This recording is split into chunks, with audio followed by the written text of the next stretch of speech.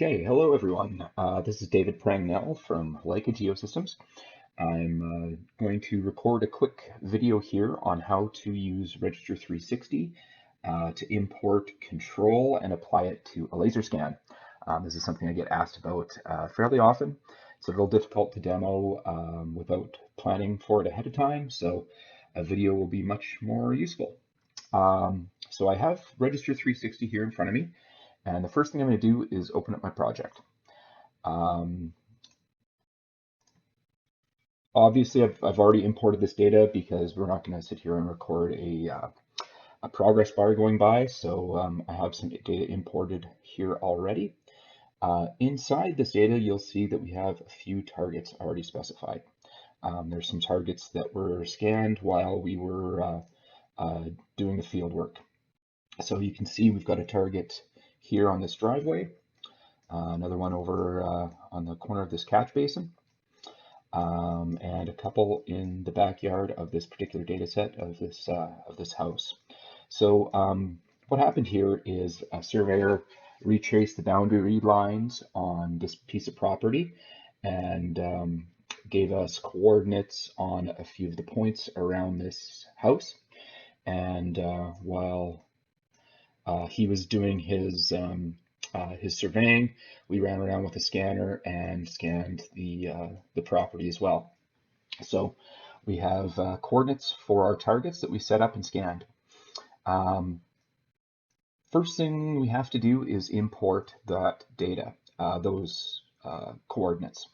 And easy way to do that is we go into our coordinate data set that has been provided to us. And that looks like this. I'm just going to open it up. It's just a text file with coordinates in comma delimited format, point number, northern, easting, elevation, and a description. So I'm just going to drag and drop that into our import window in Register 360. You can see that after I did that, it recognized the fact that it was a TXT file and placed it ready here for import. So now all I have to do is hit this import button, and we should have some data. Yes, there we are. So now we have just 4 coordinates attached to this this project. So now we just need to apply these coordinates to the targets we have. And that can be pretty simply done from our cloud data here. So when we imported our data, we had the checkbox turned on for our black and white target recognition. So when we scan these, it automatically brought up targets. So from our setups that have targets visible to them, we can click on our setup and we can recognize the fact that this scanned at least one target. So I can go to my table and I can double check this. I can go to my target and zoom to it in my setup. And so it says this is target number 2. It picked this up during its scan. I'm going to click on it and I'm going to tell it that this is point number 1. Point number 1 corresponds with the first coordinate in our text file of coordinates. And I'm just going to hit enter. For our next target, which is over here, I'm going to get it from this setup over here. Setup 3 scanned 2 targets. I'm going to go zoom to target and setup, and we can see that again that's target number 1. So target 3 should have smart label 1.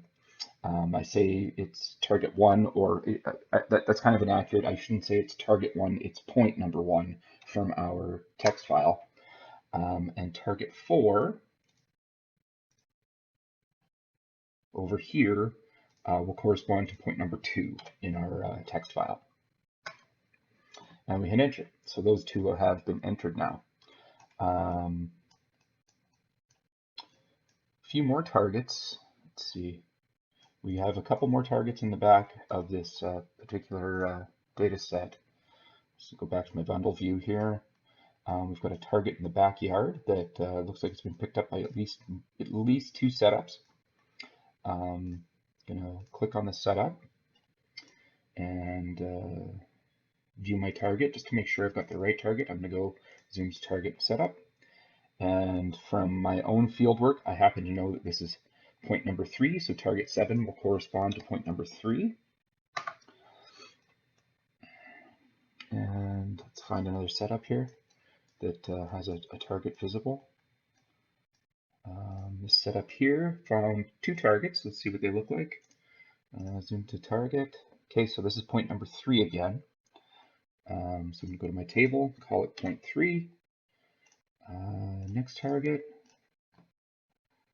I know from the field work that that's point number 4. So we'll call that point number 4.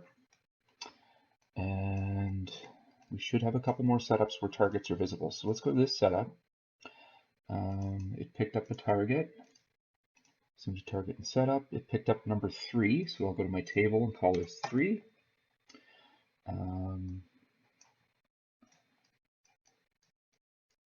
And from this setup over, let's see, from this setup here,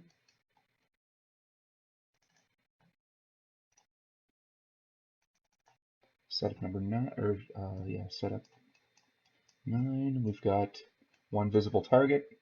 I'm going to go make sure I'm looking at the right one. Yep, that's target 11, but corresponds with point number 4. I'm going to hit enter. And I think I've got all my setups that have targets identified. Maybe we'll just do a quick double check here. We specified some targets here, here, and here. Yeah, that looks good. Did we pick up a target from this location? Let's see. Doesn't look like it captured a target. Oh, it did too. Oh, great. Okay. So let's go to zoom to target and setup. It picked up number 2. And let's go back to our bundle. Okay, that's number 2. How about this setup here? Did not pick up a target. This setup here picked up 2, but we specified both of those. This setup also picked up target number 1. And the setup did not identify any targets. So, okay, we have all our targets named and corresponding now. I'm going to hit Optimize Bundle just to be double check all my optimizations. And I'm going to apply control now. Right click, apply control. That's the button, the function that you use to apply control to those targets now. You can see it also locked down all my links, and it applied coordinates to the targets themselves, and my links changed to this blue-green color, meaning that they have control attached to them, and that control is being used. So yeah, that's basically it. That's how you apply control to targets in Register 360. So thanks very much for watching. We'll see you again soon.